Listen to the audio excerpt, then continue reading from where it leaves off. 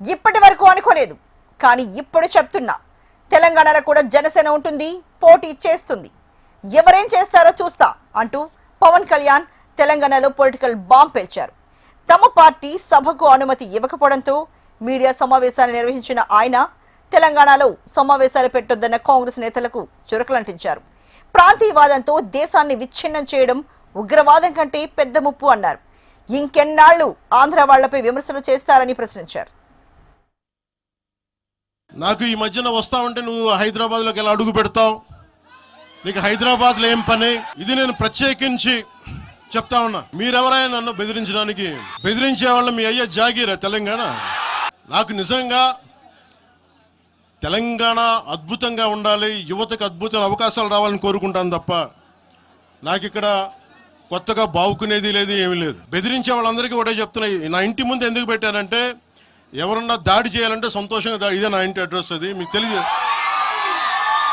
నాకు అలాంటి భయాలు లేవు. నాకు బాంచన్ సారు కాల్ మొక్తా అనే ఉద్దేశం ఉంటే పార్టీ ఎందుకు పెడతామా?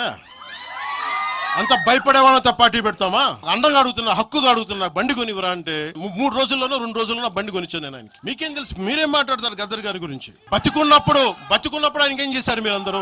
తెలంగాణ గురించి అని మాట్లాడతారు. నేను నిజంగా ఎంత కమిట్మెంట్ లేకపోతే కొండగొట్టు ఆంజనేయుడికి నేను 30 కోట్లు టీటీడీ నుంచి చెప్పిస్తాం. మేము ₹1 కోటి ఎందుకు కూర్చోబెట్టి తెలంగాణ ప్రభుత్వానికి ఇస్తాం? ఆపదలో ఉన్నప్పుడు, విపత్తుల్లో ఉన్నప్పుడు. ఒకప్పుడు ఇలా మాట్లాడిన నాయకులందరూ రాజశేఖర రెడ్డి గారు తెలంగాణకి విభజనకి నేను వ్యతిరేకం నేను అన్న చెప్పిన వ్యక్తికి పక్కన ఉన్న కొమ్ము కాసిన వీళ్ళందరూ. మీ ఇష్టానికి మీరు మాట్లాడితే మేము కనీసం నొచ్చుకునే అభిప్రాయం కూడా మేము చెప్పకూడదా? బాధ కూడా పడకూడదా? అంటే మేము కూర్చోబెట్టి బాంచం ద్వారా అలాగే ద్వారా మీరు ఎలాంటి వాళ్ళని భరించాలా? మేము పీకలు పోయినా పర్లేదు, పీకలు కోసుకుంటాం, కానీ భయం అయితే మాకు రాదు. తెలంగాణలో ఆంధ్ర వాళ్ళకి ఏం పని అంటారు? సంతోషం, కరెక్ట్. అది తెలంగాణలో ఆంధ్ర కాంట్రాక్టర్లు ఓకేనా? ఇక్కడ ప్రజలనేమో మీరు మభ్యపెట్టి యువత మీరు ప్రజానికం, మీరు తెలంగాణ ప్రజలు ఇది గుర్తించాలి. ఇది వీళ్ళు బాగానే ఉన్నారు, వీళ్ళ అధికారాలు బాగానే ఉన్నాయి, వీళ్ళు బిజినెస్లు బాగానే ఉన్నాయి, వీళ్ళ కాంట్రాక్టులు బాగానే ఉన్నాయి. ఏదైనా మాట్లాడితే నాలాంటి వాడిని కూర్చోబెట్టి భయపడతా ఉంటారు. 1200 మంది ఉద్యమకారులు పైగా చనిపోతే వాళ్ళ మీద గౌరవార్థం నేను ఎప్పుడు ఒక్క మాట మాట్లాడాలి తెలంగాణ, ఒక్క మాట. నాకు అంత ఇష్టం నాకు తెలంగాణ. కానీ మీరు కూర్చోబెట్టి నా ప్రేమను కనుక మీరు శంకిస్తే నేను ఇప్పుడు దాకా నిర్ణయించుకోలే. మీరు అంటున్నారు కాబట్టి చెప్తున్నా, తెలంగాణలో జనసేన ఉంటుంది, మేము పోటీ చేస్తాం. అవసరమైతే తెలంగాణలో తిరుగుతాం, నేనే తిరుగుతా, మేమే తిరుగుతాం. ప్రతి సమస్య మీద మాట్లాడతాం, ప్రతి అన్యాయాన్ని ఎదుర్కొంటాం. ఏం మాట్లాడతారు మీరు? ఇది తెలంగాణ భారతదేశంలో అంతర్భాగం, మర్చిపోకూడదు. దేశం బాగుండాలి అంతర్గతంగా. ఇప్పుడు వేర్పాటువాదం మంచిది ఎక్కడ దాకా? దేశ సమగ్రత భంగం కలిగినంత వరకు. ఎవరు ఉండకూడదు, రాకూడదు, మీ గొంతులు తొక్కేస్తామంటే ఇది ఏమనుకున్నారు? భారతదేశం అనుకున్నారు, లేదంటే పాలస్తీనా అనుకుంటున్నారు మీరు అందరూ? ఇది ఈ లెక్కలు అసలు భారతదేశంలో ఎవడైనా ప్రతి రాష్ట్రానికి వెళ్ళిన పాస్పోర్ట్లు తీసుకొని పోవాలా? ప్రజల మధ్య వైషమ్యాలు పెట్టకండి. తప్పు చేసిన నాయకులను చీల్చి చెండాడిన సంతోషం, నేను కూడా మీతో గొంతు కలుగుతా. అంతేగాని కూర్చోబెట్టి కష్టపడి ఉద్యోగం కోసం, ఉపాధి కోసం వచ్చిన వాళ్ళు దయచేసి భయపెట్టకండి. పవన్ వ్యాఖ్యలకు స్పందించిన మంత్రి పొన్నం ప్రభాకర్ తెలంగాణ బరాబర్, తమ అయ్య జాగీర్ అంటూ స్ట్రాంగ్ కౌంటర్ ఇచ్చారు. పవన్ మరోసారి తన అహంకారాన్ని ప్రదర్శించారని, తెలంగాణ ఏర్పాటుపై మరోసారి అక్కస వెలగక్కారంటూ మంత్రి పొన్నం ధ్వజమెత్తారు. అమరవీరులకు ఏనాడైనా పవన్ అండగా నిలిచారంటూ ప్రశ్నించారు. అనవసరంగా తెలంగాణ ఆత్మగౌరవాన్ని రెచ్చగొట్టే ప్రయత్నం చేయొద్దని మంత్రి పొన్నం ప్రభాకర్ హెచ్చరించారు. మా అయ్య జాగిరే, నీ అయ్య జాగిరి కాదు అని స్పష్టంగా ఒక మాటకు చెప్పడానికి మళ్ళీ చెప్తాను. పవన్ కళ్యాణ్ గారు ఇక్కడ తెలంగాణలో రావడానికి పోవడానికి సంబంధించిన మాకేమటువంటి అభ్యంతరాలు లేవు. కానీ ఆవిర్భావ దినోత్సవం రోజే గెలికి నవనిర్మాణం పెడతా అంటే చూస్తూ ఊరుకోవడానికి కూడా సిద్ధంగా లేరు. తెలంగాణ మద్దతుకి నన్ను మాట్లాడినరా? తెలంగాణ అమరవీరులు చనిపోతుంటే వాళ్ళకి ఎప్పుడైనా నువ్వు సంఘీభావం, అరే ధైర్యంగా ఉండండి, తెలంగాణ పోరాడి తెచ్చుకోవాలని చెప్పినావా? అవహేళన చేసినావు. తెలంగాణ ఏర్పడితే 11 రోజులు అన్నం తినలేదని చెప్పినటువంటి వాడివి, తెలంగాణ ఏర్పాటును అవమానించినటువంటి వ్యక్తివి. ఇలా మీరు మాట్లాడితే ఎట్లా? మళ్ళీ రాజకీయంగా వక్ర భాష చెప్పేటువంటి ప్రయత్నం జరుగుతోంది. అలా ఇది హైదరాబాద్ లింగ్విస్టిక్ హెడ్ క్వార్టర్. అన్ని భాషల వాళ్ళు ఉంటారు, అన్ని వ్యాపారాలు ఉంటారు. ఎన్నడూ కూడా నేను హైదరాబాద్ ఇన్ఛార్జ్ మంత్రి చెప్తాను, నీకు ఇక్కడ ఏమి ఇబ్బంది లేదు, ప్రొటెక్షన్ అందిస్తాం. కానీ ఇక్కడ వచ్చి గెలుకకు అనవసరంగా తెలంగాణ ఆత్మ గౌరవాన్ని, ఆ భావాన్ని రెచ్చగొట్టే ప్రయత్నం చేద్దని నేను కోరుతాను. తెలంగాణలో జనసేన రావద్దని చెప్పడానికి మీరెవరు? తెలంగాణ మీ అయ్య జాగీరా అంటూ పవన్ ధ్వజమెత్తగా, అవును బరాబర్ తెలంగాణ మా అయ్య జాగీరే అంటూ మంత్రి పొన్నం ప్రభాకర్ కౌంటర్ ఇచ్చారు. వచ్చే ఎన్నికల్లో పోటీ చేసి తీరుతామని పవన్ స్పష్టం చేస్తే ముందు ఏపీలో మీ పరిస్థితి ఏంటో సరిచూసుకోవాలంటూ మంత్రి పొన్నం విమర్శించారు. నాకు ఈ మధ్యన వస్తా ఉంటే నువ్వు హైదరాబాద్లోకి ఎలా అడుగు పెడతావు, నీకు హైదరాబాద్లో ఏం పని, ఇది నేను ప్రత్యేకించి చెప్తా ఉన్నా. మీరెవరైనా నన్ను బెదిరించడానికి? బెదిరించే వాళ్ళు మీ అయ్యే జాగీరా తెలంగాణ. తెలంగాణ అద్భుతంగా ఉండాలి, యువతకు అద్భుతమైన అవకాశాలు రావాలని కోరుకుంటాను తప్ప నాకు ఇక్కడ కొత్తగా బావుకునేది లేదు, ఏమీ లేదు. బెదిరించే వాళ్ళందరికీ ఒకటే చెప్తున్నాయి. నా ఇంటి ముందు ఎందుకు పెట్టారంటే ఎవరన్నా దాడి చేయాలంటే సంతోషంగా దాడి, ఇదే నా ఇంటి అడ్రస్. అది నాకు అలాంటి భయాలు లేవు. నాకు మా అయ్య జాగిరే నీ అయ్య జాగిరి కాదు అని స్పష్టంగా ఆ ఒక్క మాటకు చెప్పడానికి మళ్ళీ చెప్తాను. పవన్ కళ్యాణ్ గారు ఇక్కడ తెలంగాణలో రావడానికి పోవడానికి సంబంధించిన మాకేమటువంటి అభ్యంతరాలు లేవు. కానీ ఆవిర్భావ దినోత్సవం రోజే గెలికి నవనిర్మాణం పెడతా అంటే చూస్తూ ఊరుకోవడానికి కూడా సిద్ధంగా లేరు. తెలంగాణ మద్దతుకి నన్ను మాట్లాడినరా? తెలంగాణ అమరవీరులు చనిపోతుంటే వాళ్ళకి ఎప్పుడైనా నువ్వు సంఘీభావం అరే ధైర్యంగా ఉండండి తెలంగాణ పోరాడి తెచ్చుకోవాలని చెప్పినావా? అవహేళన చేసినావు. తెలంగాణ ఏర్పడితే 11 రోజులు అన్నం తినలేదని చెప్పినటువంటి వాడివి. తెలంగాణ ఏర్పాటును అవమానించినటువంటి వ్యక్తివి.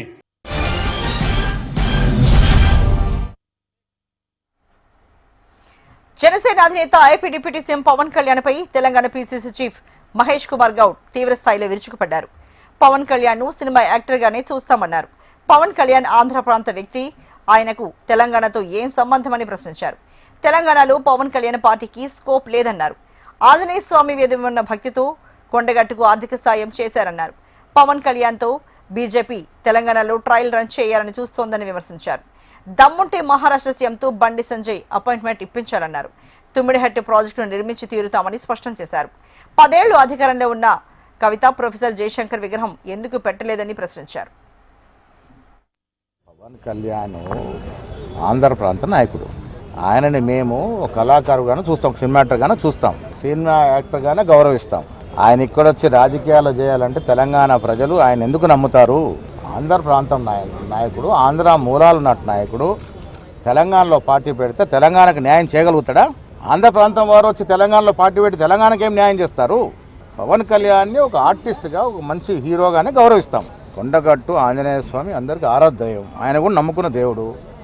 ఆయనకు మంచి జరిగింది కాబట్టి అక్కడ కొంత అమౌంట్ ఇచ్చినాడు. దాని అర్థం ఆయన ఆంధ్రను వదిలేసి తెలంగాణ డెవలప్ చేస్తారని కాదు కదా. ఆంధ్ర ప్రాంత నాయకుడికి ఆంధ్ర మూలాలే ఉంటాయి, ఆంధ్ర మీదనే ప్రేమ ఉంటుంది. తెలంగాణకి ఎట్లా న్యాయం చేయగలుగుతారు వాళ్ళు?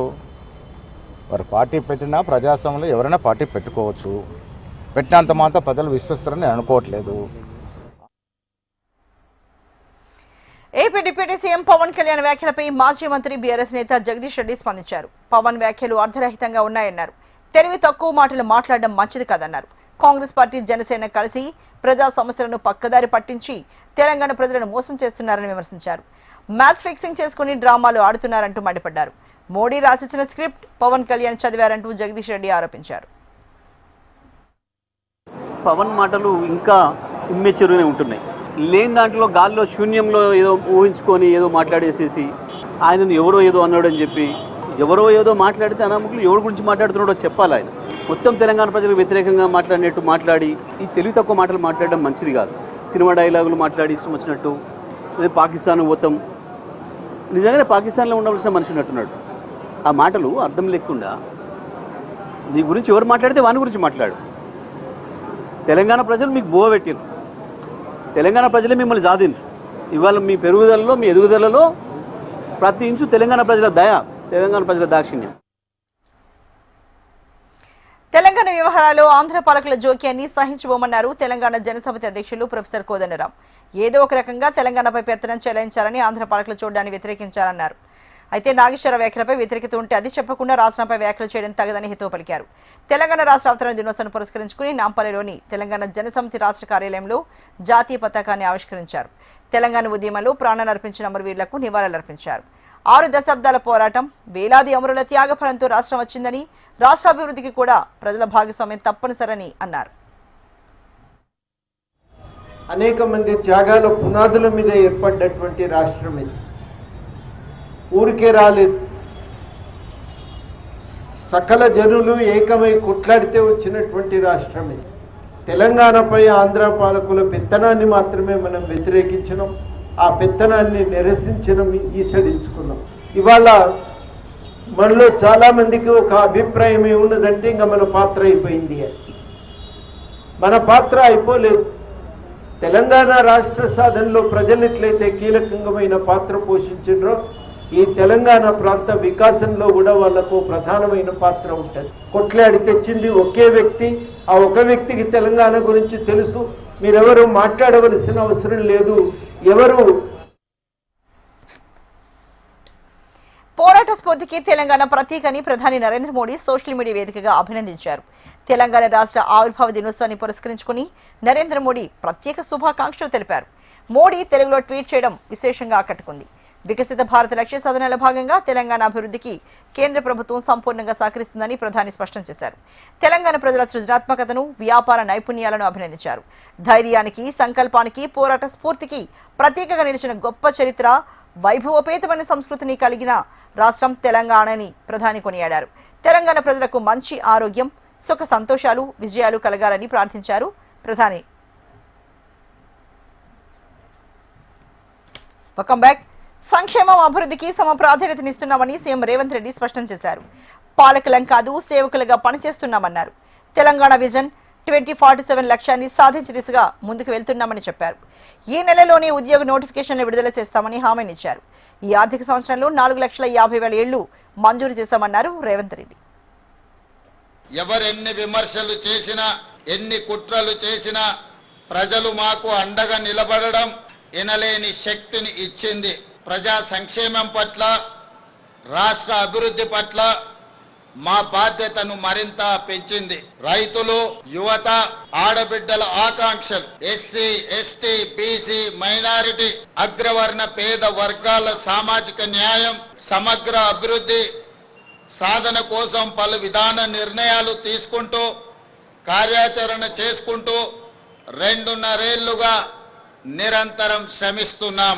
అభివృద్ధితో పాటు సంక్షేమానికి సమపాలలో ప్రాధాన్యత ఇస్తూ పాలన సాగిస్తున్నాం. రైతులు కేవలం పంటలు పండించడమే కాదు, వ్యవసాయ ఆధారిత పారిశ్రామికవేత్తలుగా తీర్చిదిద్దే దిశగా ఈ ప్రణాళిక ఉంటుంది. 25 లక్షల పైగా రైతు కుటుంబాలను రుణ విముక్తులను చేశాం. వ్యవసాయానికి ఉచిత విద్యుత్తును కొనసాగిస్తూనే విద్యుత్తు పంపు సెట్లకు సౌరశక్తితో నడిచే పంపు సెట్లను ఏర్పాటు చేస్తున్నాం. తద్వారా అదనంగా ఉత్పత్తి అయ్యే విద్యుత్తును గ్రిడ్కు అందించి రైతులకు అదనపు ఆదాయం వచ్చేలా ప్రయత్నం చేస్తున్నాం. ఈ 2.5 ఏళ్లలో వ్యవసాయానికి, రైతు సంక్షేమానికి 1,56,496 కోట్ల రూపాయలు ఖర్చు చేశాం. కృష్ణా గోదావరి జలాల్లో మన వాటాలు తేల్చి ప్రాజెక్టులు పూర్తి చేసే విషయంలో మన ప్రభుత్వం చిత్తశుద్ధితో ఉంది. ఈ విషయంలో ఏ వేదిక పైన రాజీ పడకుండా లౌక్యంతో, రాజకీయ విజ్ఞతతో పని చేస్తున్నాం. 2004లో కాంగ్రెస్ ప్రభుత్వం జలయజ్ఞం కింద చేపట్టిన ప్రాజెక్టులు, 2014-15లో ప్రారంభమైన ప్రాజెక్టులు కొన్ని ఇప్పటికీ అసంపూర్తిగా ఉన్నాయి. పెండింగ్ లో ఉన్న ప్రాజెక్టులపై అవసరమైన భూసేకరణ చేపట్టి వీటిని పూర్తి చేయాలని ప్రభుత్వం పట్టుదలతో పనిచేస్తుంది. ఇవి పూర్తయితే ఆశించిన మేరకు కొత్త ఆయకట్టుకు నీరు అందుతుంది. తెలంగాణ పోరాటంలో ముందు భాగాన నిలబడి కొట్లాడింది నిరుద్యోగ యువకులు. అందుకే నిరుద్యోగ సమస్యను శాశ్వతంగా పరిష్కరించాలన్న ఆలోచనతో యువతకు ఇచ్చిన మాట ప్రకారం ఉద్యోగాల ప్రక్రియను విజయవంతంగా చేపట్టాం. లీగల్ సమస్యలు లిటిగేషన్లకు ఆస్కారం లేకుండా కొలువులను భర్తీ చేశాం. ఉద్యోగ నియామక ప్రక్రియలో పారదర్శకతను పునరుద్ధరించాం.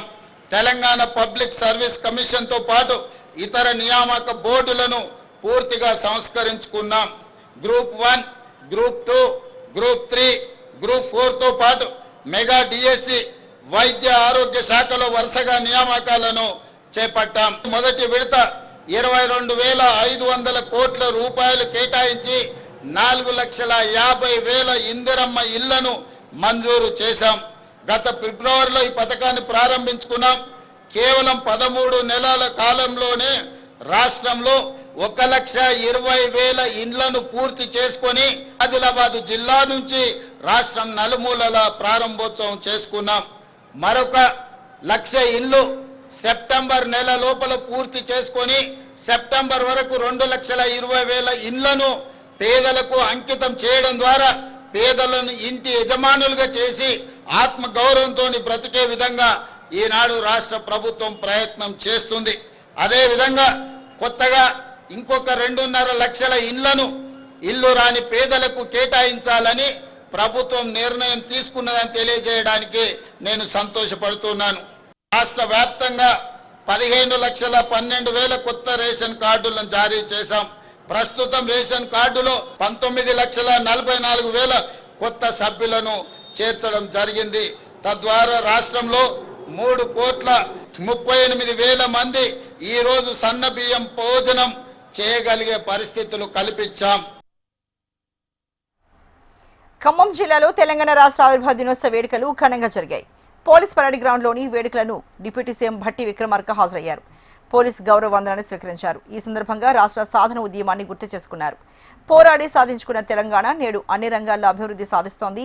ప్రతి పౌరుడికి సామాజిక, ఆర్థిక, రాజకీయ పరిపాలన లక్ష్యమనే సిద్ధాంతంతో నడుస్తున్నామన్నారు. అన్ని రంగాలలో అభివృద్ధి సాధిస్తూ దశ దిశల వెలుగులో విరజిమ్ముతుంది. ప్రతి పౌరుడికి సామాజిక, ఆర్థిక, రాజకీయ న్యాయం అందించడమే పరిపాలన లక్ష్యం అని డాక్టర్ బాబాసాహెబ్ అంబేద్కర్ చెప్పిన అడుగుజాడల్లోనే నడుస్తూ రాష్ట్రంలో పాలన సాగిస్తున్నాం. ప్రస్తుతం $200 బిలియన్ ఉన్న ఆర్థిక వ్యవస్థను 2034 నాటికి $1 ట్రిలియన్ వ్యవస్థగా 2047 నాటికి $3 ట్రిలియన్. తెలంగాణ ఏర్పడిన నాటి నుంచి ఇప్పటి వరకు రాష్ట్రానికి కేంద్రం 13 లక్షల కోట్ల రూపాయలు కేటాయించిందని కేంద్ర మంత్రి కిషన్ రెడ్డి తెలిపారు. తెలంగాణ ఉద్యమానికి బీజేపీ అండగా నిలిచిందని గుర్తు చేశారు. బీఆర్ఎస్, కాంగ్రెస్ ప్రభుత్వాలు తెలంగాణను రియల్ ఎస్టేట్ కేంద్రంగా మార్చాయని విమర్శించారు. అవినీతి, అక్రమాలతో రాష్ట్ర ఆర్థిక స్థితి దెబ్బతిందని అన్నారు. తెలంగాణ ప్రజల ఆకాంక్షలు నెరవేర్చే దిశగా బీజేపీ పోరాటం చేస్తుందని ఆయన స్పష్టం చేశారు. కాంగ్రెస్ పార్టీ का जैसा 10 मुंह लगाकर 10 बात अलग अलग बात नहीं करते. అందుకే ఒకే నిర్ణయం, ఒకే ఆట, ఒకే బాట, ఒకే నినాదం, ఒకే పోరాటం, ఒకే లక్ష్యం కోసం భారతీయ జనతా పార్టీ ఆ రోజు పోరాటం చేసింది. ఈ రోజు తెలంగాణ అభివృద్ధి కోసం కూడా పోరాటం చేస్తున్నాం. కాంగ్రెస్ పార్టీ లాగా ఊసర వెళ్లి వేషాలు మేము వేయం. ఒక దిక్కు బిల్లు పెడతాము, మరొక దిక్కు అడ్డుకుంటాము. ఒక దిక్కు బిల్లు పెడతాము, మరొక దిక్కు మిర్చి పౌడర్ పార్లమెంటులో చల్తాము. గ్యాస్. తెలంగాణ రాష్ట్ర ఏర్పాటులో బీజేపీ ప్రధాన పాత్రను పోషించిందని అన్నారు కేంద్ర మంత్రి బండి సంజయ్. తెలంగాణ రాష్ట్రం ఏర్పడ్డాక కూడా పరిస్థితులు మారలేదని ఆయన అన్నారు. కేసీఆర్ కుటుంబం 10 ఏళ్లు తెలంగాణను దోచుకుందని ఫైర్ అయ్యారు. ప్రజలు అందరికీ అవకాశం ఇచ్చారు, బీజేపీకి అధికారం ఇవ్వాలని కోరారు. బీజేపీ ఆఫీసులో జరిగిన తెలంగాణ ఆవిర్భావ వేడుకల్లో కేంద్ర హోంశాఖ సహాయ మంత్రి బండి సంజయ్ పాల్గొన్నారు. అనేక దఫాలుగా ఉద్యమాలు చేసి తమ ప్రాణాలను అర్పించినటువంటి అమరవీరులందరూ కూడా ఈ సందర్భంగా నివాళులు అర్పిస్తూ వాళ్ళని స్మరించుకుంటూ అందరికీ తెలంగాణ ఆవిర్భావ దినోత్సవ శుభాకాంక్షలు. మనందరూ తెలుసు, చాలా మంది దత్తాత్రేయ పెద్దలు, మనందరి నాయకులు, ప్రియతమ నాయకులు దత్తాత్రేయ గారు గాని, బూర నరసింహగౌడ్ గారు గాని, మహేశ్వర రెడ్డి గారు గాని అనేక విషయాలను మన ముందు జరిగింది. అవన్నీ కూడా వాస్తవ విషయాలు. తెలంగాణ రాష్ట్రాన్ని సాధించుకున్నాం కానీ అనుకున్న తెలంగాణ రాష్ట్రాన్ని సాధించుకున్నామా, అనుకున్న ఆశయాలను నెరవేర్చుకున్నామా, అనుకున్న లక్ష్యాన్ని మనం చేరుకున్నామా అని చెప్పి ఇవాళ ఆలోచించుకోవాల్సిన పరిస్థితి ఇవాళ తెలంగాణ రాష్ట్ర ప్రజలది. తెలంగాణ రాష్ట్రం నల్గొండ జిల్లాలో తెలంగాణ రాష్ట్ర ఆవిర్భావ వేడుకలు అత్యంత వైభవంగా ఉత్సాహభరిత వాతావరణంలో జరిగాయి. మంత్రి కోమటిరెడ్డి వెంకటరెడ్డి ముఖ్య అతిథిగా పాల్గొని జాతీయ జెండాను ఆవిష్కరించి పోలీసుల గౌరవ వందనాన్ని స్వీకరించారు. మలిదశ తెలంగాణ ఉద్యమ స్ఫూర్తిని, తాము చేసిన పోరాటాలను ఈ సందర్భంగా ఆయన గుర్తు చేసుకున్నారు. పదవుల కంటే ప్రజా సంక్షేమమే తమ ప్రభుత్వానికి ముఖ్యమని, నిరుద్యోగులకు ఉద్యోగ అవకాశాలు కల్పించడమే ప్రధాన లక్ష్యమని మంత్రి వెంకటరెడ్డి స్పష్టం చేశారు. మీ బిడ్డ కోమటిరెడ్డి వెంకటరెడ్డి ఎప్పుడు పదవుల కోసం ఆశపడలేదు. నాడు తెలంగాణ రాకపోతే, నా ప్రజల ఆకాంక్షలు నెరవేరకపోతే ఈ పదవులను ఎందుకని చెప్పి నా మంత్రి పదవిని తృణభయంగా వదిలివేశాను. ఆమరణ నిరాహార దీక్షతో ఉద్యమ క్షేత్రంలో దూకిన చరిత్ర నాది. నాడు నా వెనుక నిలబడ్డది నా నల్గొండ ప్రజలు, తెలంగాణ ప్రజలు, వారి ఆశీస్సులు. నాడు సాధించుకుందాం స్వరాష్ట్రాన్ని కలిగింది నా నల్గొండ సమైక్య పీఠ. దేశంలో ప్రధానమైన కాంగ్రెస్ పార్టీని తెలంగాణ ప్రజలు అధికారంలోకి తెచ్చారని మాజీ మంత్రి కేటీఆర్ అన్నారు. సిరిసిల్ల తెలంగాణ భవన్లో పలువురు నేతలు బీఆర్ఎస్ పార్టీలో చేరారు. వారికి పార్టీ కండువ కప్పి కేటీఆర్ సాదరంగా ఆహ్వానించారు. నేటితో రాష్ట్రం ఏర్పడి 12 ఏళ్లు పూర్తయిందన్నారు. కేసీఆర్ హయాంలో తెలంగాణ అభివృద్ధి పథంలో నడిచిందన్నారు. కాంగ్రెస్ పార్టీ వచ్చాక రాష్ట్రం ఎడారిగా మారిందన్నారు. ఇందిరమ్మ రాజ్యం అంటే ప్రజలను దోచుకోవడం, ఇబ్బంది పెట్టడం అన్నారు. బీఆర్ఎస్ పాలనలో 24 గంటల కరెంట్ ఇస్తే ఇప్పుడు 3 గంటలు మాత్రమే ఇస్తున్నారని కేటీఆర్ ఆరోపించారు. దేశమంతా వదిలించుకున్న దరిద్రం కాంగ్రెస్. దేశమంతా చీచి తూ అంటారు కాంగ్రెస్. దాన్ని తెచ్చి మళ్ళీ మన కంపెనీ మీద పెట్టుకున్నాం. ఏమైంది ఇప్పుడు ఆ దరిద్రం తెచ్చుకున్న పాపానికి? ఒక్క పని అయింది ఏదైనా? కాంగ్రెస్ వచ్చినాక ఈ 2.5 ఏళ్లలో గుడ్డ పైసా పని చేయలే. ఏమైనా మాట్లాడితే ఇందిరమ్మ రాజ్యం. ఏంటిది ఇందిరమ్మ రాజ్యం అంటే? ఇల్లు కొట్టుడా? ఏంటిది ఇందిరమ్మ రాజ్యం అంటే? ఇచ్చిన హామీలను ఎగ్గొట్టుడా? ఏంటిది ఇందిరమ్మ రాజ్యం అంటే? రైతులు సావగొట్టుడా? ఏంటిది ఇందిరమ్మ రాజ్యం అంటే? ఇవాళ దొంగ కేసులు పెట్టి మా నాయకులను, కార్యకర్తలను వేధించుడా? ఏంటిది ఇందిరమ్మ రాజ్యం అంటే? ఎస్ఐఆర్పై టీడీపీ కేంద్ర కార్యాలయంలో వర్క్షాప్ నిర్వహించారు ముఖ్యమంత్రి చంద్రబాబు. పార్టీ నాయకులు, కార్యకర్తలకు దిశానిర్దేశం చేశారు. ఎస్ఐఆర్పై విస్తృత చర్చలు జరగాలని, కార్యకర్తలు ప్రజలతో కలిసి చర్చల్లో భాగస్వామ్యం కావాలని సూచించారు. ప్రభుత్వ ఫలితాలు, సంక్షేమ కార్యక్రమాలను ప్రజలకు చేరవేయడంలో చురుకుగా వ్యవహరించాలని పిలుపునిచ్చారు. క్షేత్రస్థాయిలో మిత్రపక్షాల సమన్వయానికి ప్రాధాన్యత ఇవ్వాలని, 2024 ఎన్నికల కంటే మరింత సన్నిహితంగా కలిసి పనిచేయాలని తెలిపారు. మిత్రధర్మాన్ని ప్రతి నాయకుడు, ప్రతి కార్యకర్త తప్పనిసరిగా పాటించాలని, ఎస్ఐఆర్పై 3 పార్టీలతో కోఆర్డినేషన్ కమిటీ ఏర్పాటు చేస్తామని సీఎం చంద్రబాబు వెల్లడించారు.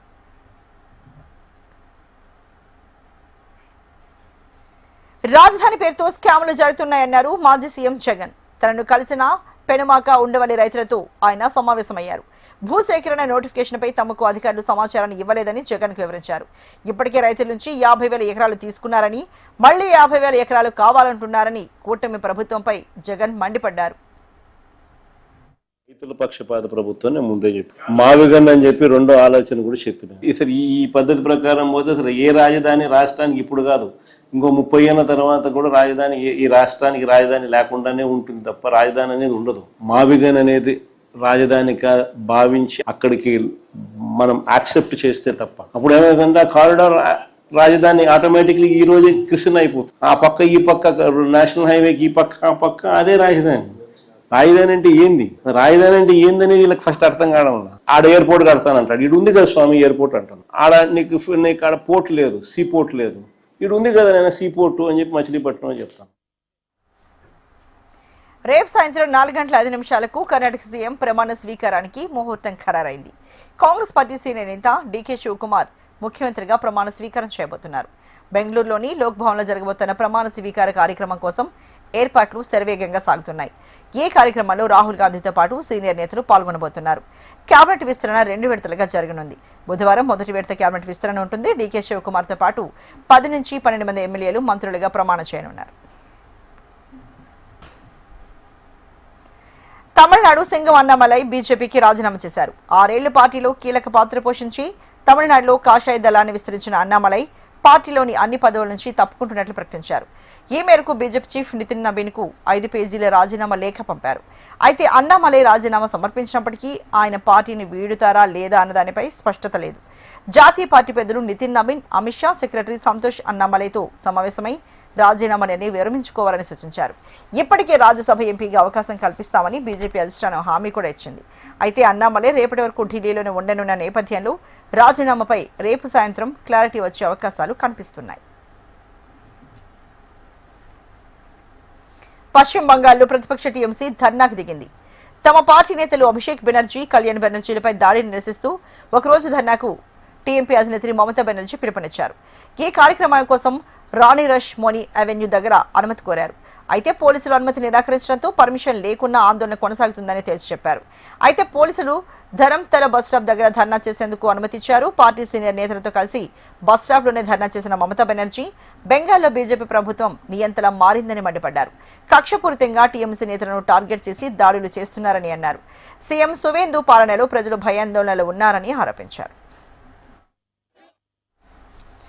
తల్లిదండ్రులపై ఆధారపడి జీవిస్తున్న వివాహిత కుమార్తెలకు సుప్రీంకోర్టు భారీ ఊరటనిచ్చింది.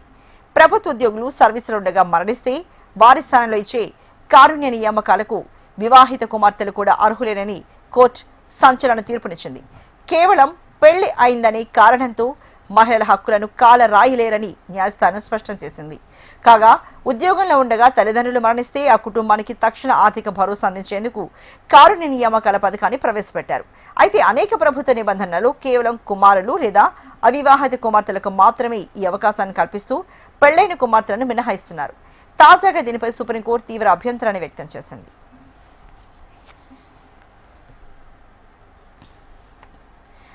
ఇవి ఇప్పటివరకు అప్డేట్స్. తాజా అప్డేట్స్ కోసం చూస్తూనే ఉండండి హెచ్ఎం టీవీ.